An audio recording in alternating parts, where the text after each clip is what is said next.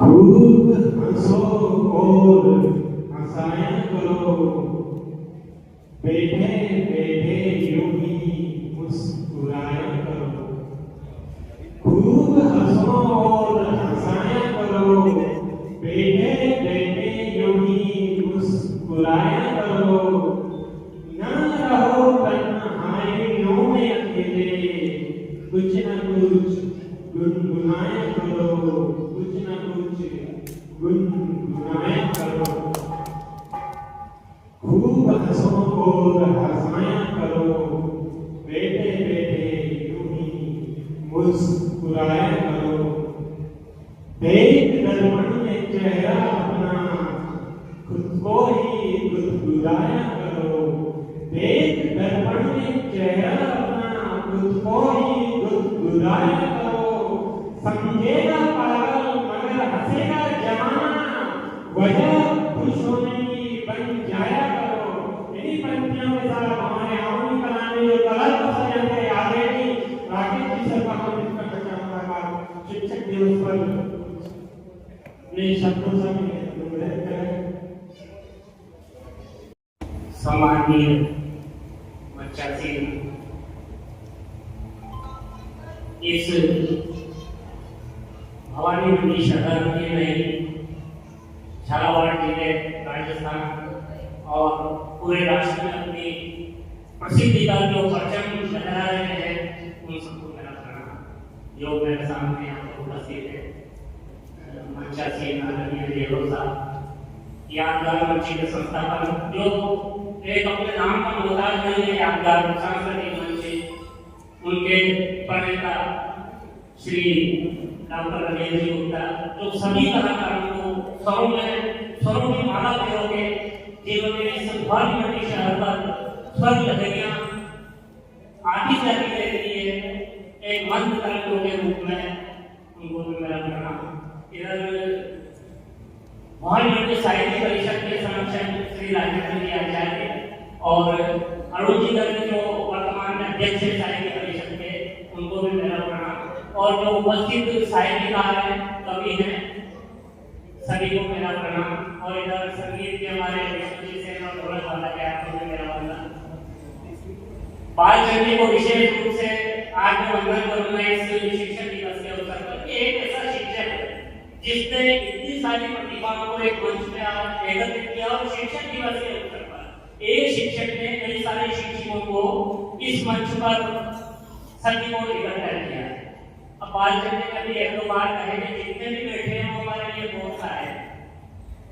मैं एक बात बता दूं आपको, मैं थोड़ा सा भी साहित्य और संगीत से मैं कुछ दिनों से दूर हूँ। डॉक्टर को मैंने मेरी आंखें बताई है, तो इधर जो मेरी बाई आंख है उसमें मोतियाबिंद होता है, कहा कि जल्दी ऑपरेशन कराना पड़ेगा।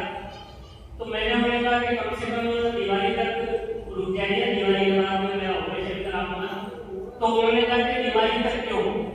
मैंने कहा दिवाली के पहले गणेश चतुर्थी के कार्यक्रम आते हैं, नवरात्रि के कार्यक्रम आते हैं, तो इनमें भी कभी कभी मौका मिल जाता है मुझे, तो उससे क्या फर्क पड़ता है?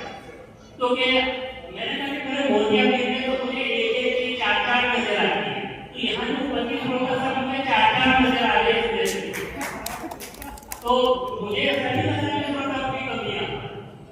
बहुत अच्छे श्रोता, बहुत अच्छा सुन रहे। शिक्षक दिवस डॉक्टर राधाकृष्णन जो हमारे राष्ट्रपति रहे थे, उनकी याद में मनाया जाता है। और याद में तो क्या उनके पास एक डर गया, जब आपको जन्मदिन मनाना चाहते हैं तो वो शिक्षक थे, उन्होंने शिक्षकों को सम्मान देने के लिए कहा कि आज जो मेरा जन्मदिन है ये शिक्षकों के सम्मान में रखा जाए। और तब से 5 सितंबर शिक्षक दिवस, उनके जन्मदिन को शिक्षक दिवस के रूप में मनाया जाता है।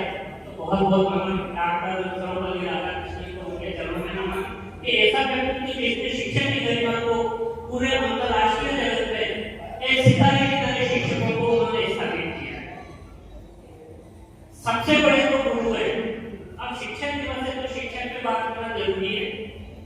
सबसे बड़े गुरु आज के हमारे भवानीश्वर मंदिर के स्वयं सदाशिव, जो अनंत ब्रह्मांड के नायक है, वो सबसे बड़े शिक्षक है। और इन ब्रह्मांडों के सबसे पहले शिक्षक माता पार्वती को जितने भी पुराण के महात्मा हैं सबसे पहले भवानीश्वर में मां पार्वती को अपनी शिक्षाएं प्रदान की, उसके बाद ब्रह्मांड में शिक्षाएं जिनसे भी हम सीखते हैं वो सब हमारे शिक्षक हैं, जहां से भी ज्ञान मिलता है। भगवान दत्तात्रेय ने 24 गुरु किए जब वो तप करते थे और रास्ते में भी जाते थे लेकिन पत्थर ही ठोकर लगी तो उन्होंने पत्थर को नमन कर दिया, ये भी मेरे गुरु थे। कबूतर से सीखा, शांति का प्रतीक, तो ऐसे कुल मिला के 24 गुरु बनाए और उसके बाद कई सारे गुरु किए, मुझे 24 गुरु उनके, तो ऐसे जिससे भी हमें शिक्षा मिल जाए, जिससे ज्ञान मिल जाए वो हमारा गुरु होता है।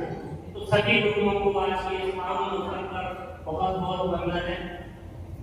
पहले और अब शिक्षा में बहुत परिवर्तन है, जब हम पढ़ते थे उसमें और अब देखते हैं कितना परिवर्तन है।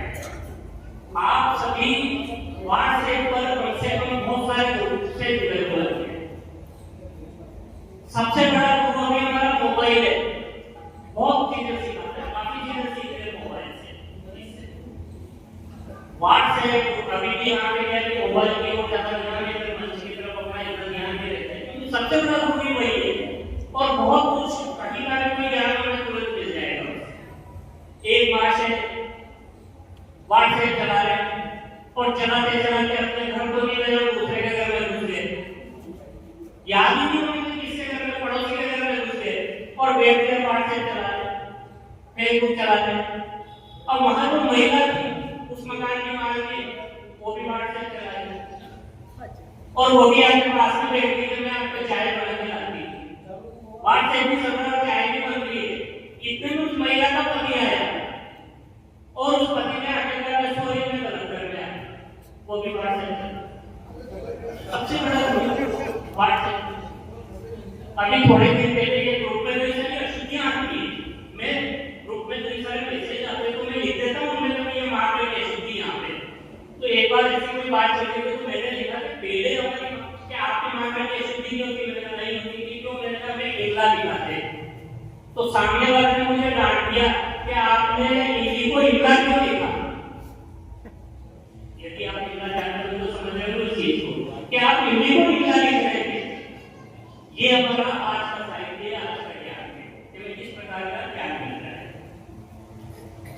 एक बार क्या हुआ कि मेरा एक मित्र आईसीयू में पड़ा था, मैं उससे मिलने गया, मैंने जाते ही उससे पूछा कि भाई आईसीयू में क्यों भर्ती किया, घर वालों ने भर्ती करा दिया, कि क्यों, कि एक दिन मेरा मोबाइल खराब हो गया।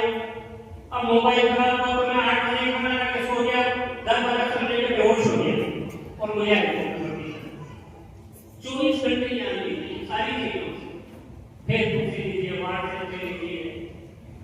अब क्या होता है कि किसी ने मुझे कहा कि हम जो गलतियां करते हैं व्हाट्सएप पे लिखते हैं कुछ लिखते हैं तो भाव समझिए, जैसे कि भाव की बात कर रहे हैं कि भाव होना चाहिए, तो भाव को समझिए। तो एक मित्र ने मुझसे कहा कि ये नर्क शब्द सही है, नरक सही है।